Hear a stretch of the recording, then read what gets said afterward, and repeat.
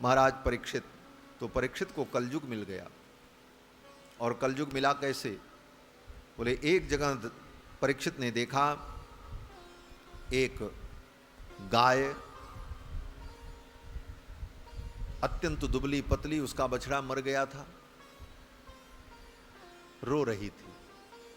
और एक वृषभ सांड उस गाय के पास खड़ा था, वो भी दुबला पतला। उसके 3 पैर टूटे हुए थे, एक पैर ठीक था, जिस पैर के सहारे किसी प्रकार वो घिसट घिसट कर चल रहा था। और एक काले रंग का पुरुष हाथ में लौह दंड लेकर, लोहे का डंडा लेकर, राड लेकर उसे मार रहा था। महाराज परीक्षित ने देखा, परीक्षित ने कहा, अरे तुम कौन हो? मेरे राज्य में तुम ऐसा अधर्म कर रहे हो, गाय को मार रहे हो, इस दीनहीन को पीड़ा दे रहे हो, मैं तुम्हें दंड दूंगा। राजा परीक्षित ने पूछा उस गऊ से कि बताओ ये तुम्हें दंड देने वाला कौन है? तो पृथ्वी ने कहा, महाराज आप ही निर्णय करो ये कौन है, मैं कैसे बताऊं? उस धर्म ने, उस वृषभ ने कहा, मैं कैसे बताऊं कि ये कौन है? क्यों? बोले वो बता सकता था, ये पापी कलयुग मुझे मार रहा है। लेकिन वो वृषभ कौन था? बोले धर्म। और गाय कौन थी? बोले पृथ्वी भूदेवी। और किसी के दोष को बताना, किसी की निंदा करना, ये अधर्म है। इसलिए धर्म ने सोचा, मैं कैसे कहूं कि ये मुझे मार रहा है। क्या सूक्ष्म धर्म की गति है। इसलिए उस वृषभ ने कहा, मैं कैसे बताऊं कि मुझे दुख देने वाला कौन है ये मैं नहीं कह सकता। क्यों? बोले कहता तो निंदा हो जाती। किसी के पाप का वर्णन ये निंदा है, और निंदा स्वयं में एक पाप है। और धर्म ऐसा अधर्म कैसे कर सकता है? क्योंकि साक्षात धर्म ही वृषभ के रूप में थे। तो उस वृषभ ने कहा कि ये तो मैं भी निर्णय नहीं कर पा रहा हूं कि दुख का कारण क्या है। केचित् विकल्प वसना, इस विषय में बड़े विकल्प हैं। कोई कहता है कि दैव मन्ये परे कर्म स्वभावम परे प्रभुम। कोई कहता है दैव के कारण दुख होता है। कोई कहता है अपने कर्मों के परिणाम स्वरूप दुख होता है। ज्योतिष के विद्वान कहते हैं ग्रह गोचर विपरीत हो जाते हैं तो ग्रह के कारण पीड़ा और दुख होता है। वैद्य के पास जाओ तो वैद्य कहता है तुम्हारे शरीर में रोग हो गया इसलिए दुख होता है। वेदांती के पास जाओ तो वेदांती और दार्शनिक कहते हैं कि अज्ञान के कारण दुख होता है। किसकी बात माने? सब अपने अपने हिसाब से कहते हैं। इसलिए हे भगवान, आप तो स्वयं विद्यमान हैं। अत्रानुरूपम राजर्षे विमिश्र स्वमनीषया। धर्म ने कहा कि हे राजन, स्वमनीषया, अपनी बुद्धि के द्वारा आप स्वयं निर्णय करो कि दुख का कारण क्या है। जब धर्म ने इस प्रकार कहा, एवं धर्मे प्रवदति स्म सम्राट द्विजसत्तम समाहितेन मनसा विखेदः पर्यचष्टतम्। धर्म के इस वचन को सुनकर के महाराज परीक्षित सब कुछ जान गए। और परीक्षित ने कहा, धर्मम ब्रवीषि धर्मज्ञ। हे धर्म, मैं तुम्हें पहचान गया, तुम धर्म हो। कैसे पहचान गए? बोले ब्रवीषि धर्मज्ञ। हे धर्मज्ञ, धर्मम ब्रवीषि, तुम जो बोल रहे हो यही धर्म है, यही तुम्हारी पहचान है। तुम धर्म हो इसीलिए धर्म की बात बोल रहे हो। और धर्मो से वृषरूप धृक, वृषभ के रूप में तुम निवास कर रहे हो। यद धर्म कृत स्थानम सूचकस्यापि तद भवेत्। इसीलिए दुख देने वाले का नाम तुमने नहीं लिया, क्योंकि पाप करने वाले की सूचना देना, वो सूचक भी पापी कहलाता, निंदा का भी पाप होता है। और मैं जान गया, तपस्सौचम दया सत्यम इति पादाकृते कृता।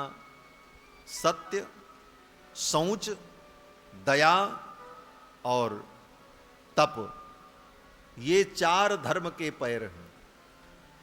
धर्म के 4 पैर कौन कौन हैं? बोले पहला पैर है तप।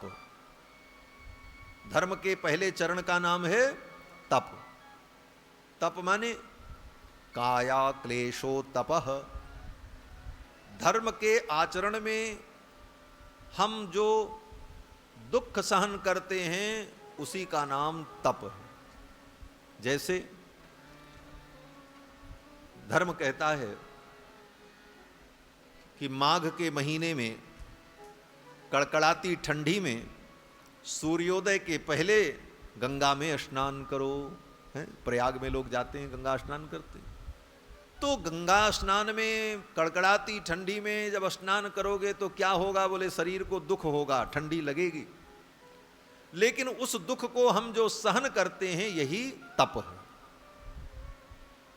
एकादशी के दिन शास्त्र कहता अन्न नहीं खाना चाहिए। अब भूख लगी है, भूख लगी है, शरीर को पीड़ा हो रही है, लेकिन हम भूख को सहन कर रहे हैं, यही तप है। धर्म के पालन में जो शरीर को पीड़ा होती है उस पीड़ा को हम सहन करते हैं, इसी का नाम तप है। यह धर्म का पहला पैर है। अगर धर्म के पालन में दुख हो और दुख को आप नहीं सहन करोगे तो धर्म कैसे रहेगा? धर्म का पैर ही टूट जाएगा। एक पैर धर्म का क्या है? तप। और धर्म के दूसरे चरण का नाम है शौचम। शौचम, शौचम माने शुचिता, पवित्रता। धर्म का ये दूसरा पैर है। पवित्रता धर्म का दूसरा चरण है। इसलिए पवित्रता का जो विधान है उसका ठीक ठीक पालन करना चाहिए। केवल मोटा तिलक लगा लें और शाम सवेरे मंदिर में जाएं और भगवान को दंडोत मार के चले आवें, गले में बढ़िया माला पहन करके वहां से आ जाएं, इतने मात्र से कोई धर्मात्मा नहीं होता। शौचम, धर्म का एक चरण शौच है। शौच माने पवित्रता। धर्म के जो पवित्र नियम हैं उन नियमों का हम पालन करें। पवित्रता का कल मैंने बताया था। आहार की शुद्धि, तन की शुद्धि, वस्त्र की शुद्धि, स्पर्शास्पर्श की शुद्धि, इन सारी क्रियाओं का विधिवत पालन करना, शुचिता का ध्यान रखना, यह धर्म का दूसरा चरण है। यह धर्म का दूसरा पैर। आप ये कह करके नहीं बच सकते कि मन चंगा तो कठौती में गंगा। तुम्हारे धर्म का एक टांग टूट जाएगा। धर्म की एक टांग तुमने तोड़ दी इस पंक्ति को कह करके, मन चंगा तो कठौती में गंगा। काहे को हम स्नान करें? बिना स्नाने के भगवान की पूजा हो जाएगी। भगवान तो हृदय देखते हैं। इन सारी बातों को कह करके शुचिता और पवित्रता के नियम को अगर तिलांजलि दे रहे हो तो धर्म के एक टांग को आप तोड़ रहे हो, धर्म के एक पैर का खंडन कर रहे हो। धर्म के दूसरे पैर का नाम है शौच, तप, शौच। और धर्म के तीसरे पैर का नाम है दया। धर्म के तीसरे चरण का नाम है दया।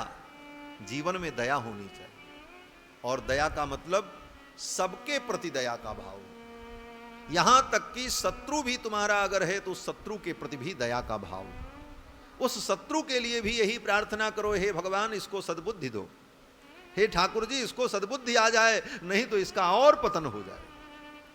उस शत्रु के प्रति भी दया का भाव रख करके भगवान से प्रार्थना करना कि भगवान इसकी बुद्धि को ठीक करो, इसको धर्म में लगाओ। इस प्रकार समस्त प्राणियों के प्रति दया का भाव रखना, यह धर्म का तीसरा चरण है। और धर्म का चौथा चरण क्या है? बोले सत्यम, सत्य। ये चौथा चरण है धर्म का। महाराज इस प्रकार से धर्म के 4 चरण राजा परीक्षित ने कहा कि तुम धर्म हो और मैं जान गया, और तुमको ये दंड देने वाला जो है ये कोई और नहीं है, ये कलयुग है। क्योंकि कलयुग का मूल अधर्म है और ये तुम्हें दंड दे रहा है, मैं इसे मारूंगा। महाराज परीक्षित ने तुरंत अपना धनुष बाण उठाया और उस काले रंग के पुरुष को, जो लोहे का डंडा लेकर के उस वृषभ को मार रहा था धर्म को, उसको मारने के लिए धनुष बाण उठाया महाराज परीक्षित ने। वो चरणों में गिर पड़ा। उसने कहा महाराज मैं आपकी शरणागति कर रहा हूं। बड़ा चालाक था, बड़ा चालाक था। तुरंत उसने राजा परीक्षित के चरणों में प्रणाम कर लिया। बोले त्राहिमाम, मैं शरणागति कर रहा हूं।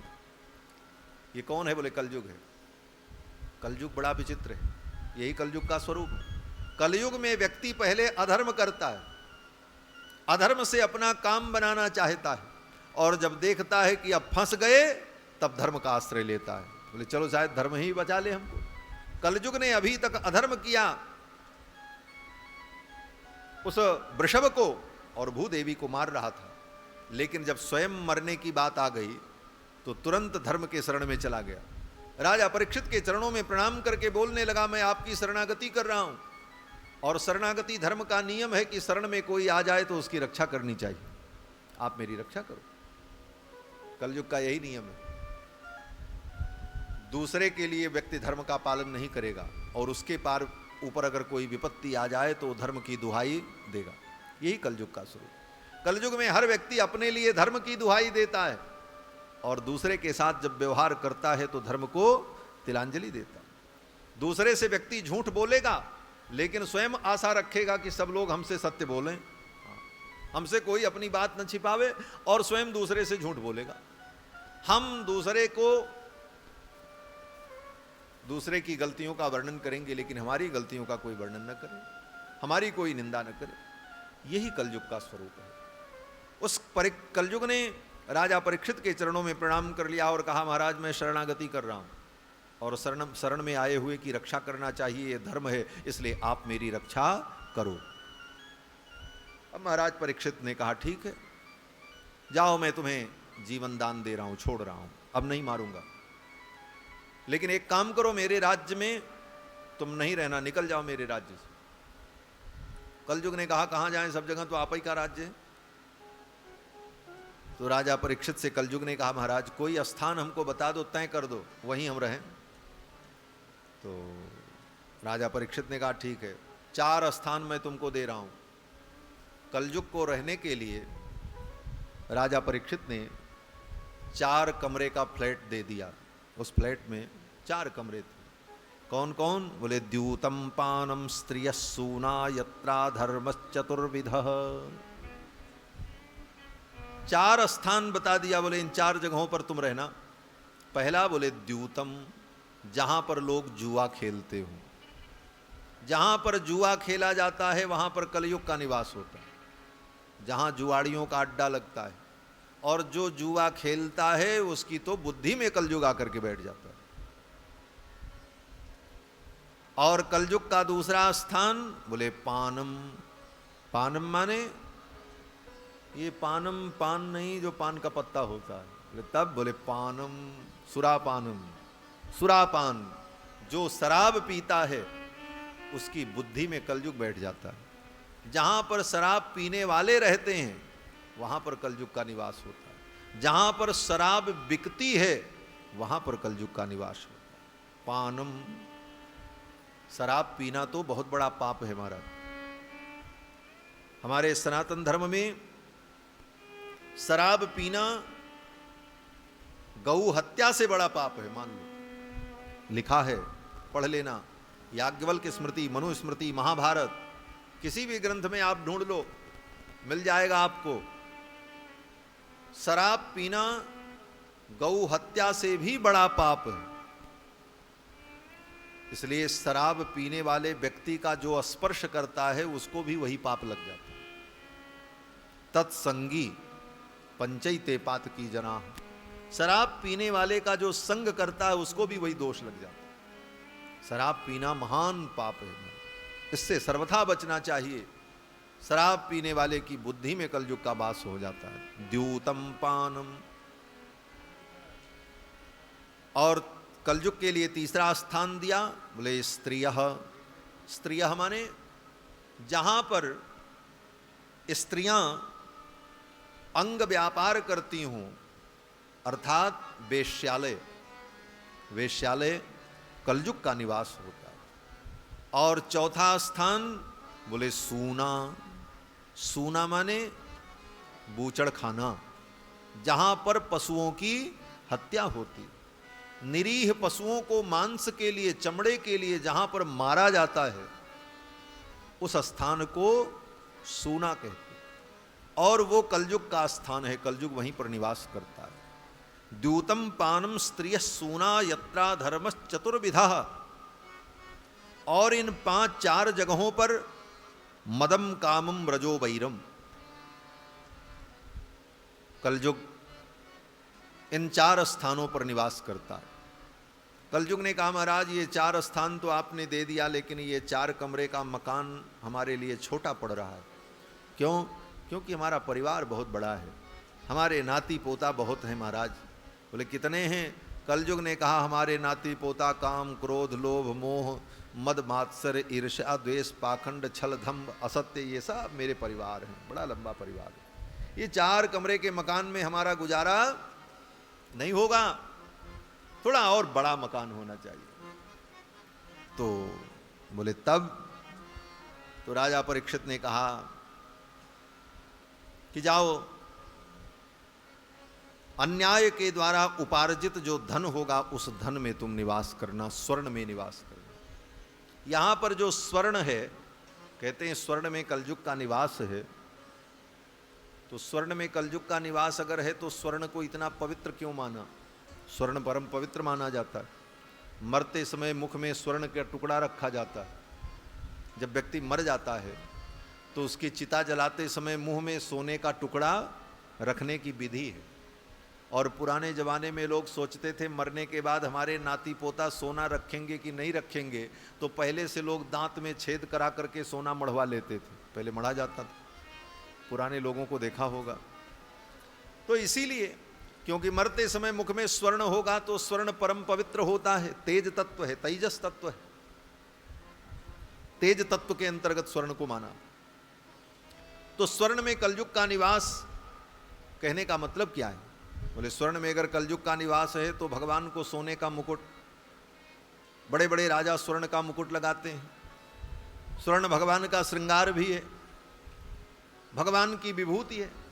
तो कहते हैं स्वर्ण यहां पर उपलक्षण है। उपलक्षण का मतलब स्वर्ण माने संपत्ति, अत्यधिक संपत्ति जो जहां एकत्रित होगी कलिकाल में और अन्याय के द्वारा उपार्जित होगी, वहां पर उस संपत्ति में कलयुग आकर के बैठ जाएगा। उस संपत्ति का जो भोग करेगा उसकी बुद्धि भ्रष्ट हो जाएगी और उसके द्वारा अनेकानेक पाप होने लग जाएंगे। तो अन्याय के द्वारा उपार्जित जो संपत्ति है, उस संपत्ति में, उस धन में कलयुग का निवास होता है। ये महाराज परीक्षित ने वचन दिया, कलयुग